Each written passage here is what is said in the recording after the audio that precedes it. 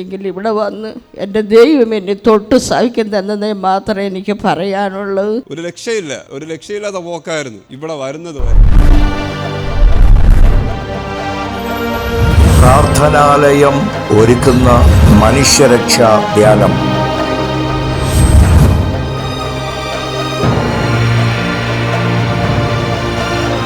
ഒരുപാട് ഭാരമായിട്ടാണ് ഞാൻ വന്നത്, ഒത്തിരി വിഷമിച്ചാണ് ഞാൻ വന്നത്. പക്ഷേ ഇപ്പോൾ ഈ പ്രാർത്ഥനയിൽ ദൈവത്തിൻ്റെ വെളിച്ചം എന്നിലേക്ക് വന്നു, എന്തോ ഒരു ശക്തി എന്നിലുമേ വന്നു, എനിക്കത് അനുഭവിക്കാൻ പറ്റി. അതോടുകൂടി എൻ്റെ മനസ്സിലെ ഭാരം അത് ദൈവം മാറ്റി തന്നു. ഞാൻ അല്പ ബുദ്ധിമുട്ടും ഭാരത്തോടു കൂടിയാണ് കടന്നു വന്നത്. എന്നാൽ വ്യാഴാഴ്ചത്തെ ഷാജി പാസ്റ്ററിൻ്റെ ശുശ്രൂഷ എൻ്റെ ജീവിതത്തിൽ വലിയ ആശ്വാസവും വിടുതലുമായിരുന്നു. അടുത്ത ധ്യാനം ജനുവരി 5 മുതൽ 11 വരെ. ഇവിടെ കടന്നു വരുന്നതിന് കുറച്ച് ദിവസങ്ങൾക്ക് മുൻപ് മുതലേ എനിക്ക് വയറിന് വലിയ പ്രയാസമുണ്ടായിരുന്നു.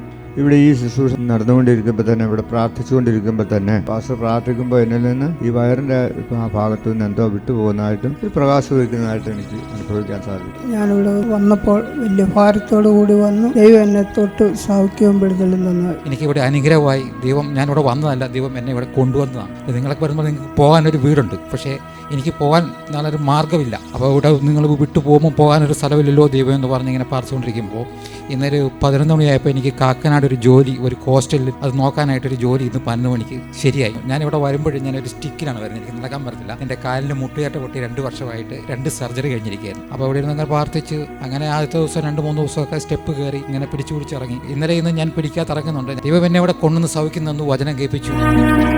ഈ അവസരം നഷ്ടമാക്കരുത്.